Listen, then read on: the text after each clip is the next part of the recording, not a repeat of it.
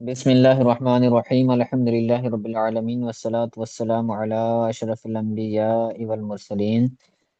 جی، ہمارا نور الازا کے اسباق کا سلسلہ جاری و ساری ہے، اور ہم نور الازا کے اندر جنازے کے مسائل پڑھ رہے تھے۔ آج جو ہمارا فصل ہے، اس کے اندر ہم میت کو اٹھانے کے بارے میں اور میت کو دفن کرنے کے بارے میں پڑھیں گے۔ تو شروع کرتے ہیں، کہتے ہیں فصل فی حمل الجنازۃ و دفنہا۔ میت کو اور جنازے کو اٹھانے اور جنازے کو یعنی میت کو دفن کرنے کے بارے میں فصل۔ وَيَسُنُّ لِحَمْلِهَا أَرْبَعَةُ رِجَالٍ۔ جنازے کو اٹھانے کے لیے چار مردوں کا ہونا سنت ہے۔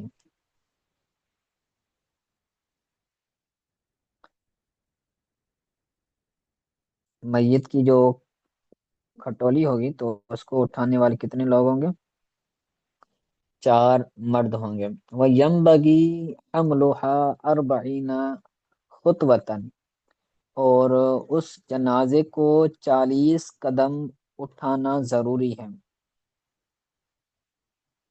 ینبغی کا مطلب آپ وہ لازمی والا نہ کریں تو پھر ہوگا کہ جنازے کو 40 قدم اٹھانا چاہیے۔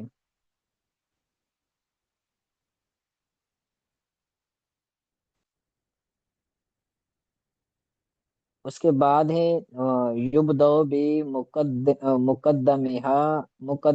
مقدمہ الایمن علی یمینہ۔ یعنی جنازے کو اٹھانے کی شروعات جو ایک بندہ کرے گا تو کیسے کرے گا؟ تو سب سے پہلے یعنی ہر ایک بندہ 40 اس کو جنازے کو اٹھا کر، تو اب جو بندہ اٹھانے والا ہے وہ چاروں طرفوں سے اٹھے گا۔ تو شروعات کہاں سے کرے گا؟ کہتے ہیں یبدأ بمقدمہ الایمن علی یمینہ۔ وہ بندہ دائیں آگے جانب سے شروعات کرے گا۔ آگے دائیں جانب یعنی 4، اس کی کھٹولی کی 4 ہوتی ہیں نا پہیے، تو آگے 2 ہوتے ہیں اور پیچھے 2 ہوتے ہیں، اور آگے دایاں بایاں ہوتا ہے، اسی طرح پیچھے بھی دایاں بایاں ہوتا ہے۔ تو آگے جو دایاں ہے، جو رائٹ سائڈ ہے آگے والے کی، تو وہاں سے شروعات کرے گا علی یمین ہی، اور وہ میت کا سیدھی جانب ہے، نہ کہ اٹھانے والے کی۔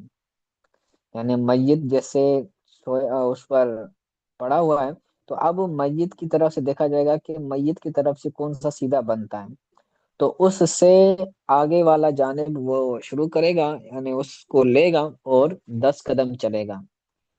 وَيَمِينُهَا مَا كَانَ جِهَةِ يَسَارِ الْحَامِلِ۔ اور اس جنازے کی سیدھی جانب وہ ہے جو اٹھانے والے کی الٹی جانب ہے۔ ثم مؤخر ثم مؤخرها الایمن علیہ۔ پھر اس کا جو ہے وہ سیدھا جانب، لیکن پیچھے والا سیدھی جانب پر وہ کیا کرے گا؟ لے گا اور وہاں سے اٹھائے گا، اور یہ میت کی جو ہے وہ سیدھی جانب ہے، میت کی سیدھی جانب لیکن پیچھے پہیے سے آگے۔ کہتے ہیں ثم مقدمہ الایسر علی یسارہ۔ پھر اس جنازے کا الٹا کندھا یعنی الٹی کندھے پر اٹھائے گا۔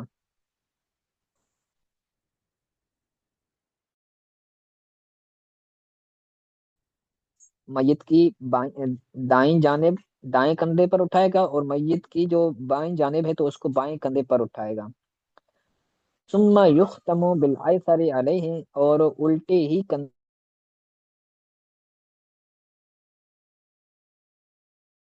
پر وہ بائیں جانب پر، بائیں کندھے پر، بائیں جانب وہ اختتام کرے گا۔ ٹھیک ہے، یہ سمجھ آ رہا ہے؟ اچھا 40 قدم استاد صاحب یہ سننا تھا۔ جی، یہ جو مسئلہ ہے آپ اس کو تصویر سے سمجھیں تو انشاءاللہ مزید اچھی طرح سے سمجھ آ جائے گا۔ تو مسئلہ یہ تھا جی کہ جی جو جنازہ ہے اس کو چار لوگ اٹھائیں گے، اور ہر ایک بندہ 40 40 قدم چلے گا۔ ٹھیک ہے، تو ہر ایک کا 40 قدم اٹھانا، یہ حدیث پاک میں بھی غالباً میں بھی آیا ہو کہ اس کی فضیلت ہو، اس لیے یہاں پر ذکر کیا گیا ہے۔ تو ایک بندہ آئے گا سب سے پہلے، یہ جو کونا ہے یہ میت کا دایاں جانب ہے، تو میت کے دائیں جانب کندھے پر سے شروعات کرے گا، اور جو ہے وہ اگر میت ایسے پڑا ہوا ہے اور اس کا سر، میت کا سر ادھر ہے اور میت کے پاؤں اس طرف ہیں، تو پھر یہ میت کا دایاں جانب بنے گا۔ ٹھیک ہے، کیونکہ میت کا سیدھا ہاتھ یہاں پر ہوگا، تو یہ دایاں جانب بنے گا میت کا، اور پھر اسی سے بندہ شروعات کرے گا اپنے دائیں جانب، یعنی اپنے بائیں جانب، اپنا سیدھا کندھا ادھر رکھے گا۔ ویسے یہ چار پائی الٹی رکھی ہوئی ہے، اس کا جو سر بنا ہوا ہے، یعنی جس کو سراندی ہم بولتے ہیں، تو وہ اس طرف بنی ہوئی ہے۔ تو میں اس کو الٹی جانب سے سمجھا رہا ہوں۔ تو سب سے پہلے اگر میت کو ایسے رکھا جائے اور اس کے پاؤں جو ہے وہ سامنے ہو اور اس کا سر یہاں پر ہو، ٹھیک ہے، تو یہاں پر اگر سر ہوگا تو میت کا سیدھا جانب یہاں پر ہوگا، بندہ اپنا سیدھا کندھا رکھ کر یہاں پر 10 قدم چلے گا، پھر سیدھے جانب پر ہی پیچھے چلا جائے گا۔ یہ پیچھے اس کا پاؤں ہے میت کا، تو یہاں پر آئے گا، اور اس پر جو ہے وہ اپنا دایاں کندھا ہی رکھے گا، یعنی سیدھا کندھا ہی رکھے گا۔ ٹھیک ہے، پھر آئے گا آگے، پھر آگے آئے گا جو میت کی الٹی جانب بن رہی ہیں، جو میت کی بائیں جانب بن رہی ہے اس جانب آئے گا، اور آگے آئے گا اور اس کو اپنے بائیں کندھے پر اٹھائے گا، پھر 10 قدم چلے گا، پھر جب 10 قدم چل لے تو پھر پیچھے جائے گا، میت کی پیچھے والی جانب کو الٹی جانب ہے، اور اس کو الٹے ہی کندھے پر، بائیں ہی کندھے پر اٹھائے گا، اور اس کو بھی 10 قدم اٹھائے گا۔ تو چار طرف ہے تو چاروں طرف ہیں وہ 10 10 قدم چلے گا، تو یہ 40 قدم ہو جائیں گے۔ ٹھیک ہے، تو یہ مسئلہ تھا جس کو ہم نے جو ہے وہ تصویر سے بھی اچھی طرح سے ملاحظہ کیا، امید ہے یہ سمجھ آ گیا ہوگا۔ ٹھیک ہے، اب کتاب کی طرف دیکھیں، کہتے ہیں کہ وَيَسْتَحِبُّ الْإِسْرَاءُ بِهَا، جنازے کو جلدی لے کر جانا یہ مستحب ہے، جنازے کو جلدی جلدی لے کر جانا یہ مستحب ہے، اور بلا خبب، بغیر جنازے کے، بغیر میت کے جسم کے ہلے، یعنی اتنی اسپیڈ سے، اتنی تیزی سے بھی نہیں لے کر جانا کہ میت کا جسم جو ہے وہ حرکت کرے اور اس کو تکلیف آئے، بلکہ جو ہے وہ بغیر اس کو تکلیف دیے اور بغیر اس کو ہلائے اس کو اٹھایا جائے گا۔ وَهُوَ مَا يُعَدِّي إِلَى اضطراب المیت، اور خبب کسے کہتے ہیں اس کی تعریف بیان کرتے ہیں، اور وہ میت کو اضراب کی طرف لے جانا ہے، میت کے اضراب کی طرف لے آنا، یعنی اتنی جلدی سے چلنا کہ میت کا جسم ہلے، تو اس طرح نہیں کرنا۔ آگے کہتے ہیں والمشی خلفها افضل من المشی امامها، جنازے کے پیچھے چلنا جنازے کے آگے چلنے سے زیادہ افضل ہے۔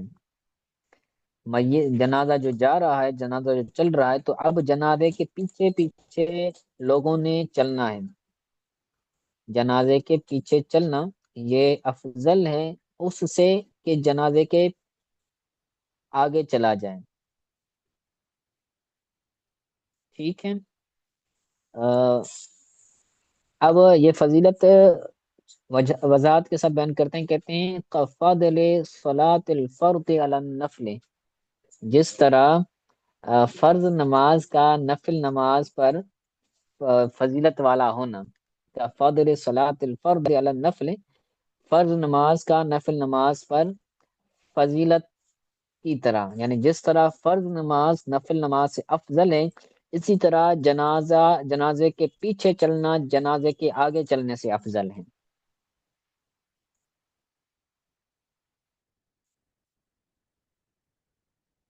جی اس کے بعد کہتے ہیں وَيَكْرَهُ رَفْعُ الصَّوْتِ بِالذِّكْرِ وَالْجُلُوسُ قَبْلَ وَضْعِهَا، بلند آواز سے ذکر کرنا یہ بھی مکروہ ہے، اور جنازے کو رکھنے سے پہلے بیٹھنا یہ بھی مکروہ ہے۔ جنازہ چل رہا ہے تو جنازہ چلنے کے دوران بلند آواز سے ذکر کرنا یہ بھی مکروہ ہے، اور جنازہ ابھی رکھا نہیں گیا تو اس سے پہلے بیٹھنا یہ بھی مکروہ ہے۔ وَيُحْفَرُ الْقَبْرُ نِصْفَ قَامَةٍ، اس میت کے آدھے جسم جتنی قبر کھودی جائے گی، قبر کھودی جائے گی اس کے آدھے جسم کے برابر، یعنی اس کا جسم اگر جو ہے وہ 7 فٹ ہے تو اس کی قبر 3.5 فٹ کھودی جائے گی، یعنی اس کی ہائٹ کے اعتبار سے،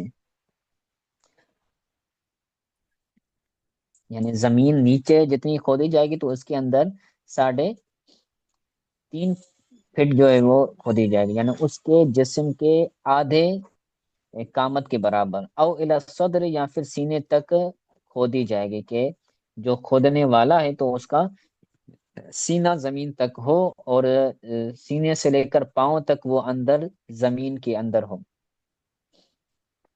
وَإِنْ زِيدَ كَانَ حَسَنًا، اگر سینے سے زیادہ ہو تو یہ بھی بہتر ہے۔ وَيُلْحَدُ، اور اس کی قبر بنائی جائے گی، یعنی لحد بنائی جائے گی، یعنی لحد کی طرح اس کو کھودا جائے گا۔ وَلَا يُشَقُّ إِلَّا فِي أَرْضٍ رِخْوَةٍ، اور زمین کھودی نہیں جائے گی مگر شک نہیں لگائی جائے گی۔ شک کا مطلب ہے یعنی اس کو کھودنا،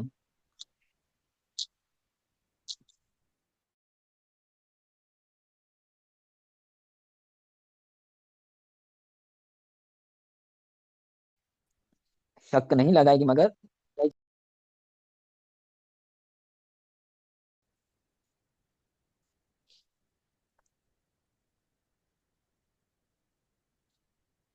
جی تو میت کے لیے جو قبر کھودی جائے گی وہ نرم زمین میں کھودی جائے گی، سخت زمین میں نہ ہو۔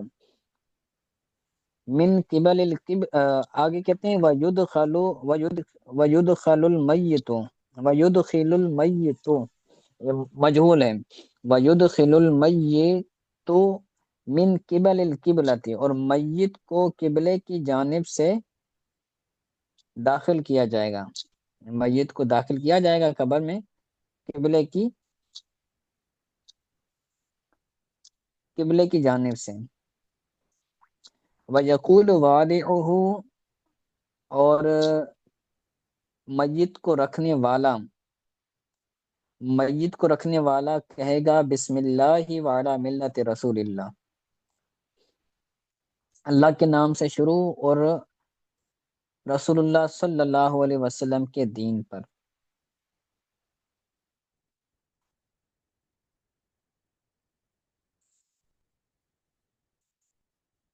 بسم اللہ وعلی ملت رسول اللہ، میت کو رکھتے وقت رکھنے والا بندہ کہے گا کہ اللہ کے نام سے شروع اور اللہ کے رسول کے دین پر۔ وَيُوَجِّهُ إِلَى الْقِبْلَةِ عَلَى جَانِبِهِ الْأَيْمَنِ، اور اس کو میت کو رکھتے وقت اس کی سیدھی جانب قبلے کی طرف کی جائے گی، میت کی سیدھی جانب قبلے کی طرف کی جائے گی، یعنی اس کا چہرہ قبلے کی جانب کیا جائے گا۔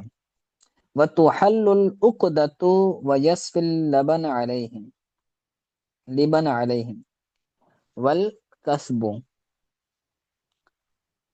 اس کی گرہ کھول دی جائے گی، یعنی جو کفن کے اندر گرہ لگائی تھی نا، تو اس گرہ کو کھول دیا جائے گا، اور اینٹیں اس پر، اینٹیں اور لکڑیاں اس کے برابر کی جائیں گی۔ یعنی جو پہلے تو وہ رکھی جاتی ہے نا لکڑیاں، پھر اس کے اوپر وہ رکھی جاتی ہیں اینٹیں، تو یہ رکھا جائے گا۔ وَيَكْرُ الْعَاجِرُ وَالْخَشْبُ، اور بانس، بانس کی لکڑی اور پکی اینٹیں۔